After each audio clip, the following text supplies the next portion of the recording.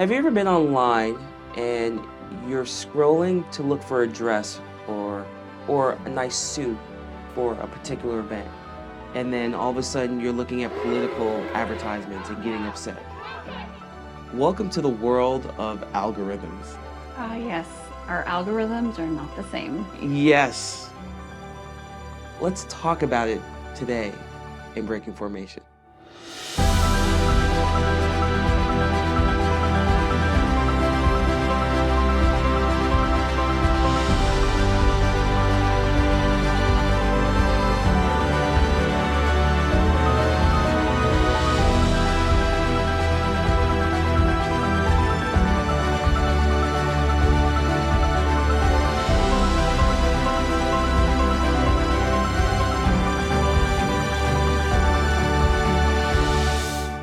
Welcome to Breaking Formation. This is a podcast that we tackle challenges that are happening to young adults, young people in this day and age. I'm your co-host, Merryl Tengesdal, retired Air Force Colonel. I'm here with Shea Phinney, residential expert in youth development and psychology. I am so happy to be here. Yes. For Breaking Formation, this is for informational purposes only. This is not a replacement for any type of therapy, any type of answers that you need. Please consult a licensed therapist, psychologist, or you can call Shea on the side if you need some additional help. We touched on a very delicate topic, suicide. And so please know if you are struggling with suicide, there are a ton of resources available. 988 is the phone number to call if you're having suicidal ideation or crisis or just need somebody to talk to. It's available 24/7 and it's a resource available for everybody. You can text, call, and they're available for you. But please know that you are not alone. People here to support you if you are dealing with any type of mental health crisis. All right, let's get into it. Oh my gosh, I love this conversation already.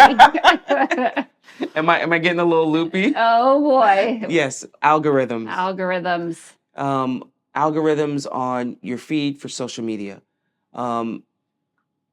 Let's talk about it. Algorithms are coded computer language, whether hexadecimal or whatever, that's designed to, in my personal opinion, to keep you on the platform that you're using for as long as possible.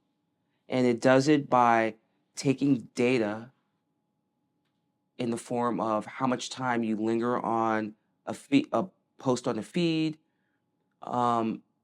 If you click on something on it, it gets all that little metadata and builds this metadata character of who you are and starts feeding you other different type of information, as long as you stay on the platform for a while. So some people, as we say, go into the black hole and or go down the rabbit hole, and something that should take 5 minutes ends up taking 30 minutes. The algorithm is specific and unique only to us. Right. And it's based off our search, how long we linger, and other metrics that I'm not a programmer at this moment, so I don't know. So, yeah. What are your thoughts? Well, it's interesting because when we started talking about algorithms and you were talking about that creepy feeling, right? And it takes me back to when I think I pretty much in the early stages of smartphones, right? And my daughter was talking about wanting to get a teacup pig. Like she was like, and she's just talking about it. So I go into Google, on my smartphone. I just got the smartphone. I'm like, oh, I'm going to look up teacup pigs. And I typed the letter T, and the first thing that populated in my Google search bar was teacup pigs. Never had been looked at, never been talked about, was not even a thought in my head. And now Google was telling me I already needed to know about teacup pigs. So I think they do listen, but as a person who flew U-2s, the Dragon Lake spy plane pilots, I will tell you, Ross, can you confirm this? They do listen. They do listen. I know. Yes. But so it's just so interesting to think about how the algorithms are then very much focused around what our thoughts are, what we like, what we linger on. I've been getting a lot of homeless videos today for some weird reason. I have no idea why. And I was like, what did I look at? Then I wasn't going to go look back to see what I looked at to keep me on the homeless videos. But yeah, I was just like, okay, I have to put this away for right now and start a new algorithm later tonight. Do you ever do this with your friends? I'm gonna digress a little bit. Oh boy. Do you ever send them stuff so it can mess up their algorithm? Yeah, that's why I sent you the Yoda pants. You sent me the Yoda pants, and I laughed so hard, and I'm like, I don't know what's gonna happen to my algorithm. Next time I open it up, I don't know what type of Yoda yodel pants that I'm going to see. I So love it. it's pretty funny. But for young folks, this is an issue because we could joke about it, and I think we have more strength and fortitude most of the time to put the phone down, but young people are not able to do that. So what is the danger behind all this, being fed all this information, having a smartphone or a social media platform that is designed to not only keep you on there, but to advertise to you, because it's an advertisement platform when you peel back the onion. Yeah, I think so many multi-layers. I mean, first and foremost, it feeds shopping addiction, right? Like I think I have literally my donations to Goodwill from the stuff I've bought on the internet because my algorithms told me I needed it, like a weighted hula hoop and all of those things. A weighted hula hoop. It has like a weight in it. I'll have to find it for you. But oh yeah, I'm listening and I'm not judging. yeah. Yes, we listen and we do don't not judge. But all the makeup that we have, all of those things that'll erase the fine lines and scalp massage, it'll grow your hair. Oh yeah, I've got like boxes of stuff in the garage or on the way to the Goodwill that, social media has told me that I needed because I stayed too long on mature makeup or something like that. Yeah, and I think that's the same, for our kids. I mean, if we're talking, we'll kind of talk first about advertisement and merch stuff, Right. but I don't. My daughter will walk into Costco and my daughter says, "Oh, I saw this lipstick on Costco. I mean, on TikTok, I want to get it." They only sell it here at Costco, My kids do that also. Yeah. And so I think that that's first and foremost that sort of thing. But I think the other thing is that it starts to limit and narrow your world, right? And so for me, looking at like, for instance, homelessness, then I start to think, wow, there's a lot of just homelessness in general because that's all I'm seeing, 6, 10 videos throughout the day. Or mature skin, right? Like now that's all I see anymore. Now, or do I have, yes, I do have mature skin, but do I really have mature skin, So it raises a lot of questions and doubts and kind of narrows your focus in the world. Yeah, so, I look at, I tell my kids this a lot, that the social media is an echo chamber, Mm-hmm. right? So and it depends on the mood that you come in when you're looking at things. But in this day and age right now, like political news is very, a lot of people have very strong views. And I think a lot of those views are because of social media. Mm-hmm. If someone I know if I see something that's politically charged, whether it's right wing or left wing, if I watch it and I listen to it, the next swipe will be something similar to it. And if I stay as long or longer, it will send me something Mm-hmm. and it keeps sending. But after about a minute, the posts become more extreme, Mm-hmm. slightly more extreme, maybe ridiculous. And so you start building that world of, if I don't like what's happening in the political environment, it will keep feeding into that Right. monster. And then it will have people say things, or maybe clips of news outlets that say, people believe this. It's a Mm-hmm. general statement to feed into, it doesn't say 50% of, it doesn't give you factual information. Right. It just gives you this they believe, or these people do this. And if you allow it, it can really shift your personality. It can Mm-hmm. shift your mood. It could shift how you feel. It can, you're in a happy mood until you opened it up, and now you're kind of depressed, and you're Mm-hmm. like, wow, the whole world believes this one thing. Again, that's hard. Sometimes it's hard for me. Like, I got to put the phone down. But for Yeah. young adults, where if you're looking at makeup or something and you're told that you don't look that great, imagine that echo chamber for your child on how it attacks their self-esteem. Mm-hmm. That's a huge problem. Yeah. I mean, we talk about like body shaming and stuff like that, and that's if my social media feed is telling me every other video that I have mature skin, I mean, thank goodness I have thick skin that I don't, but at the same time, like then I could become very self-conscious about it and may really start to doubt myself. And that happens for kiddos all the time in terms of as their identities is still forming, and they're still getting used to and comfortable in their bodies. But if they're told, video after video that you have to be so skinny and have to look this way, or even the AI generated filters out there now that transform everybody. So in your line of work, do you have to deal with young adults that deal with this type of pressure? Yeah, no, that's a great question. And I do think I was just right as you mentioned that I had one client that come to mind, and she's got this beautiful, beautiful red hair, like to die for red hair, right? And so just beautiful, beautiful fair skin, but it's not what's on social media, right? It's very different. And so she has a lot of shame about her hair and her fair skin, and we spend a lot of time talking about that, because she doesn't like how she looks and wants to change and alter herself. She wants to dye her hair and and change, just kind of morph certain things about her because it doesn't fit in with what's on her algorithm. That's it.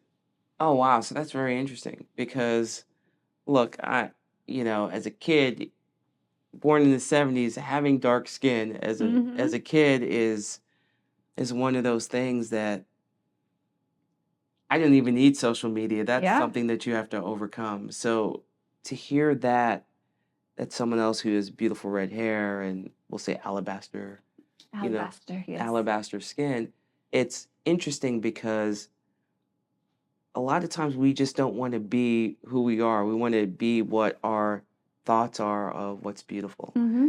And so I think growing up, whether, my hair was kinky and to get it straight or to do something, that's been something like ingrained from the beginning without social media. So I could Right. see now, man, social media can really put a number on Hmm. many people. Yeah.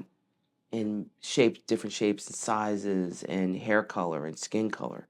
Well, it's because it's in your face and instantaneous, like for you and me, like at the times I got to compare myself and my body figures when I went to the grocery store with my parents, and there was, Cosmo magazine on the end cap, right? And so that's where I judged myself. But but now it's literally right there in your face at all times.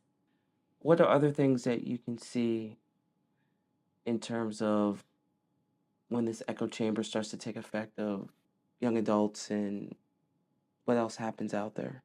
Well, I think, a couple of things happen for sure. Is I kind of mentioned it a few minutes ago in terms of our world gets very limited, right? Yeah. And so the algorithm then tends to show you stuff you agree on, and it creates this little, you called it the echo chamber, which I love, but it's kind of that just reinforcer that the world is this way, or this, I have to believe this way. I think we saw a lot of it during COVID when, on the TikTok in COVID, in terms of what people were communicating and people were saying. And, I think, in my personal opinion, social media really fed the buzz of what COVID was for a lot of people. Mhm.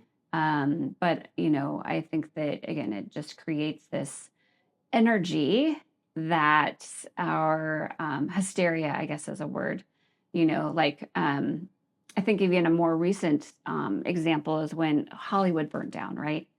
That was all over social media, but nowhere on the news, you know. True. And, so there was a lot of, and people in, Australia thought all of Southern California had burned down completely because of what was painted on that. So there's misillusion, um, misinformation that gets portrayed, Yes.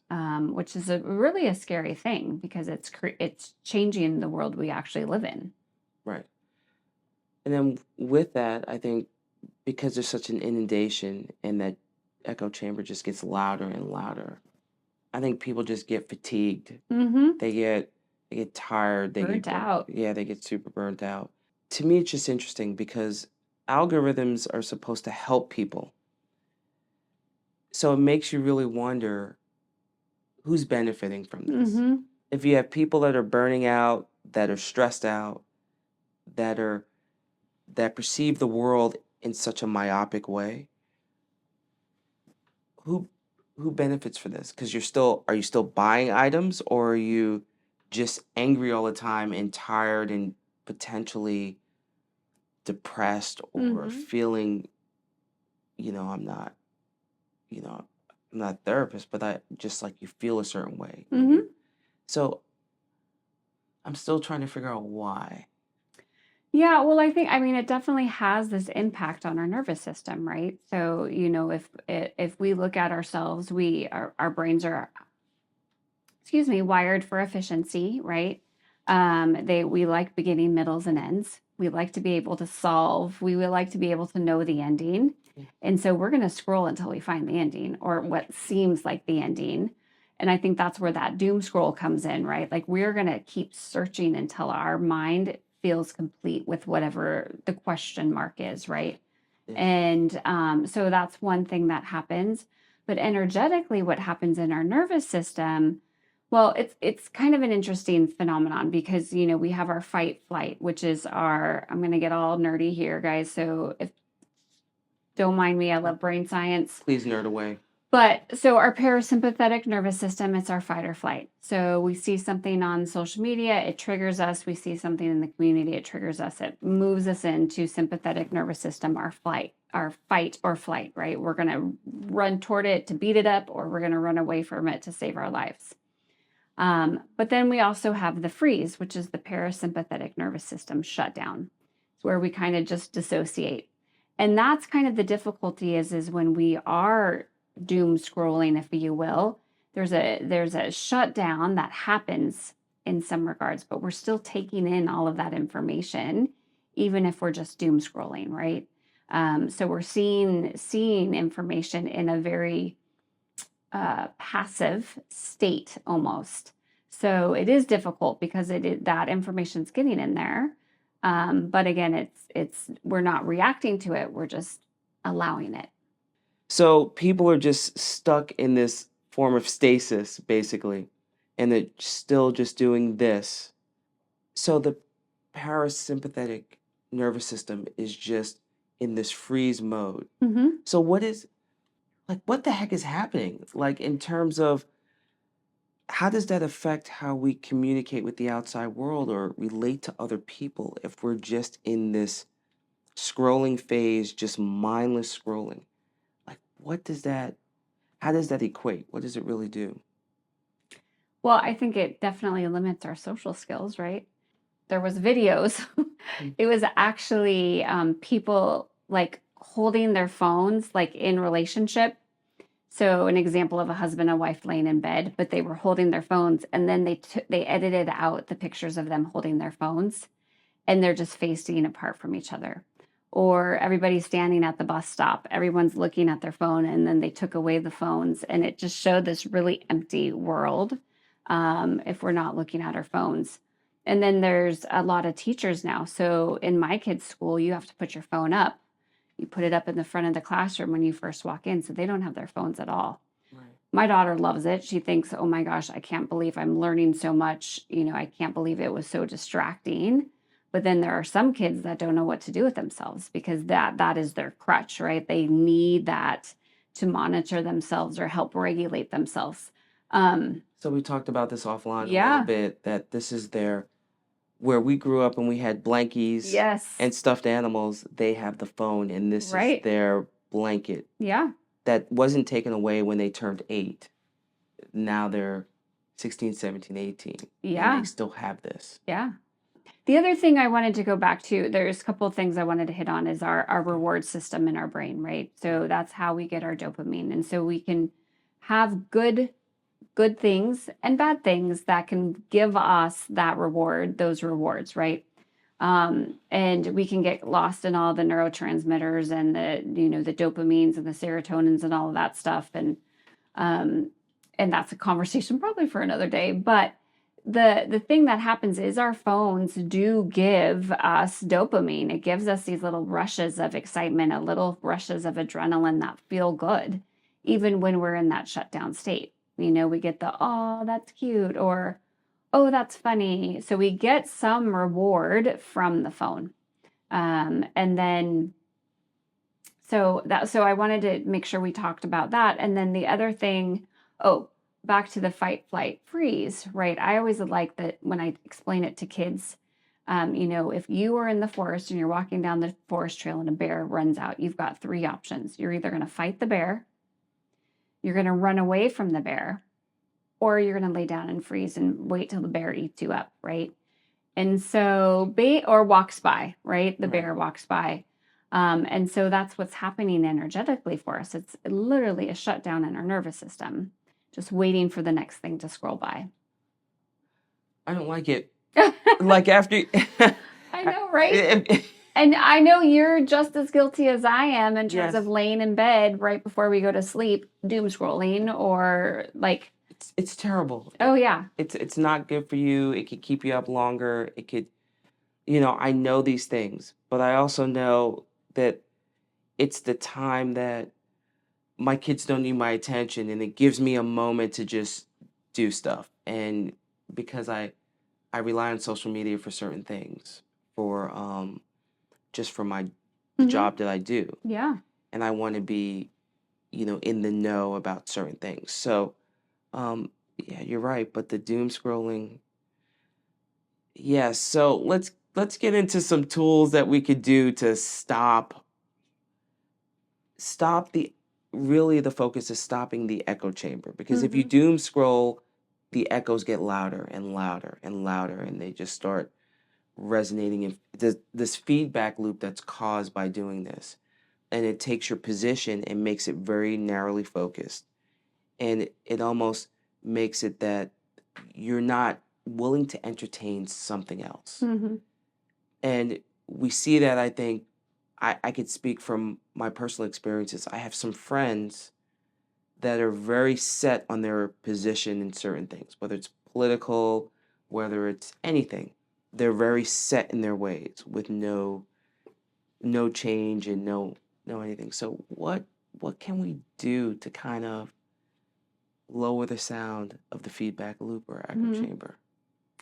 Well, we joked about it, but we definitely said, have a good friend that throws your algorithm off a little bit.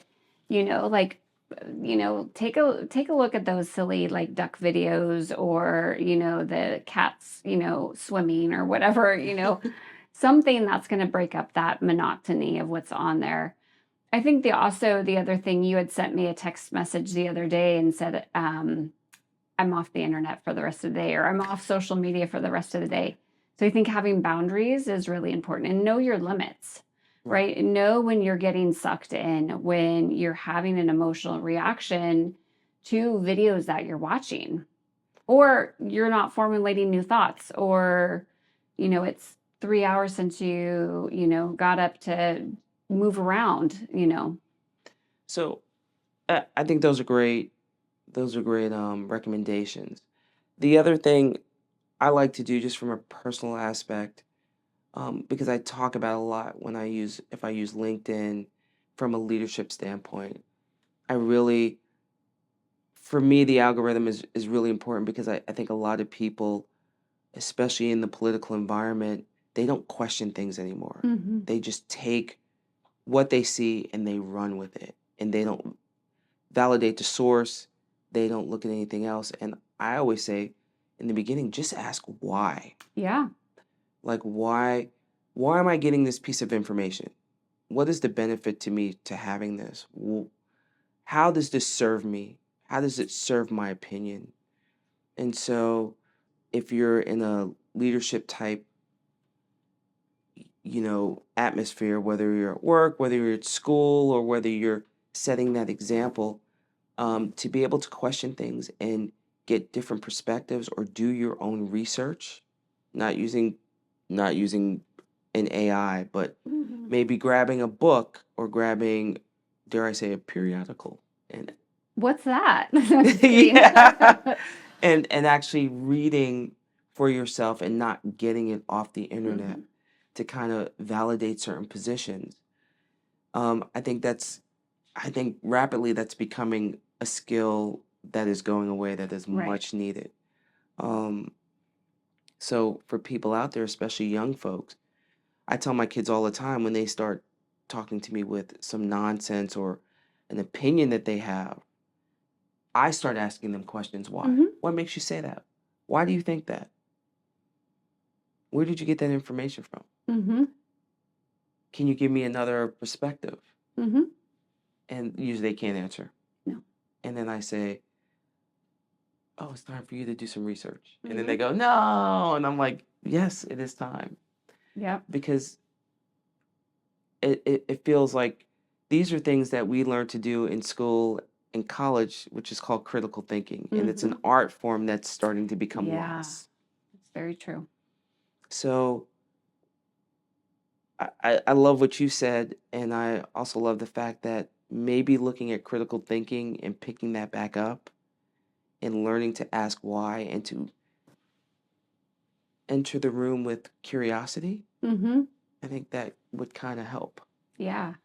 Yes. Yeah, I love that. I love just asking why, because again, we in the beginning, the internet, the smartphones is going to tell you what you want to hear.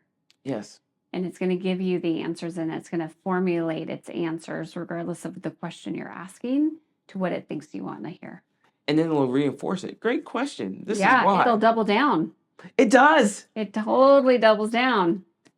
I don't think there's any either ChatGPT or Gemini or Copilot or I forgot what the other one is. They all, like, when you ask a question, they're like, that's an excellent question. Great question. Great job, young person. And then you're like, I feel good about myself. I'm being a critical thinker. No, you're not. You're just not. You got.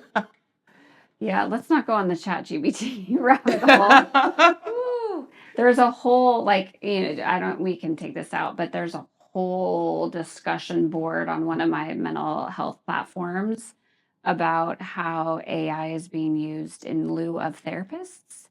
And people are using that right now. They're using ChatGPT as their therapist, and it's just so scary. So we can either put this in or not, but did you hear about the news where the parents of a 16-year-old boy? Oh, yeah. I sent you that article. You sent me that one? Okay. Yeah, that was me. Yes. That one. Then you do know. I do know. But there's two now. There's two cases. Now that I've read the one, now I've got a second one. Oh, there's two cases. Okay. There's two cases where the kid basically, and if you read and listen to the whole article, it's awful because ChatGPT ends up telling him how to make a noose, and that's the one.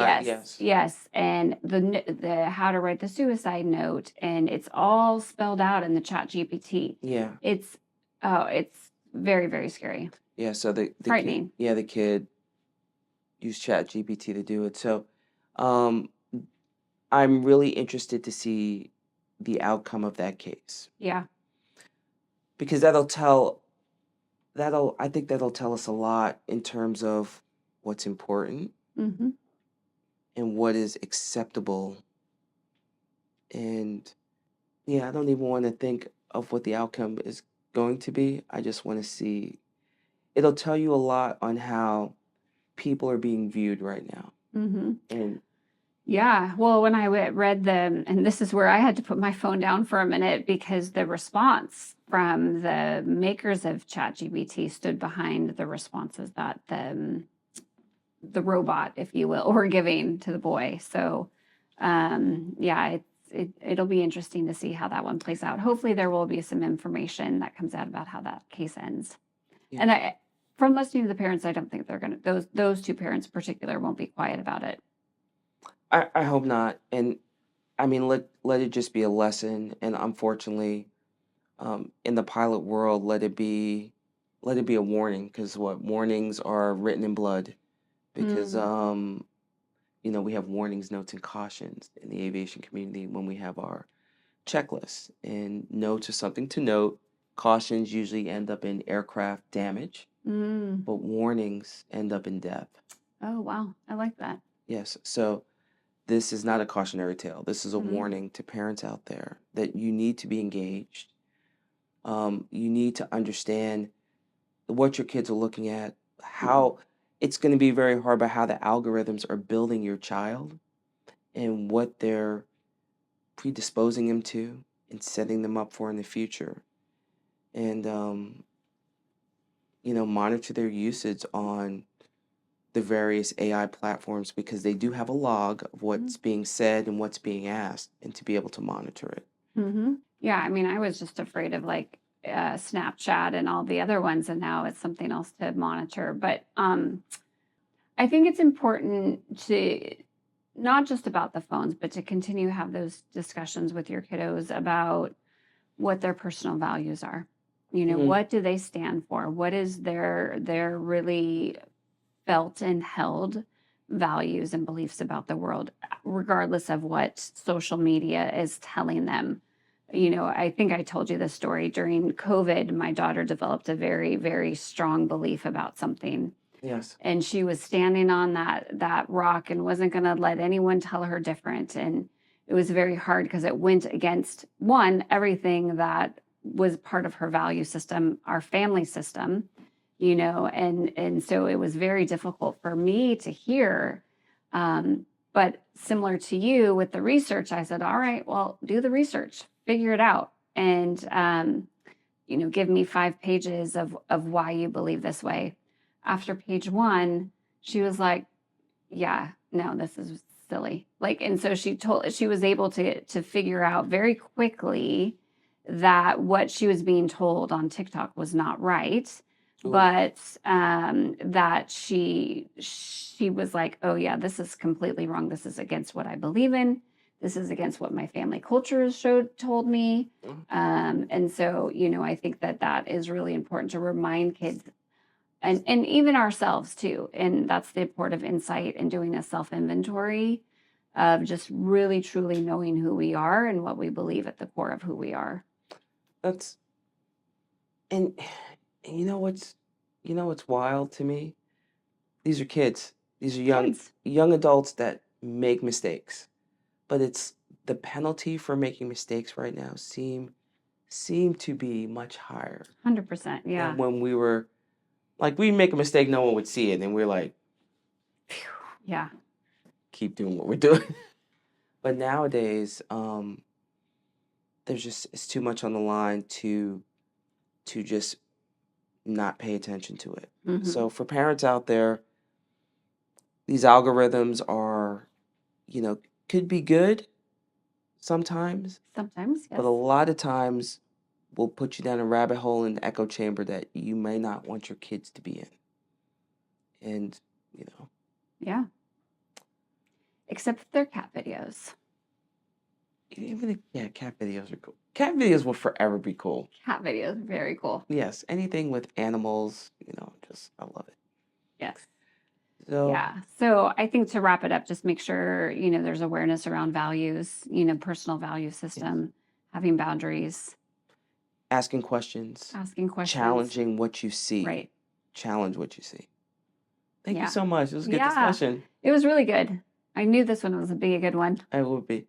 Yep. That's it for today on Breaking Formation. If you like this type of conversation, share, subscribe, and follow us as we tackle more topics, give some recommendation and advice. Until next time. Have a good day.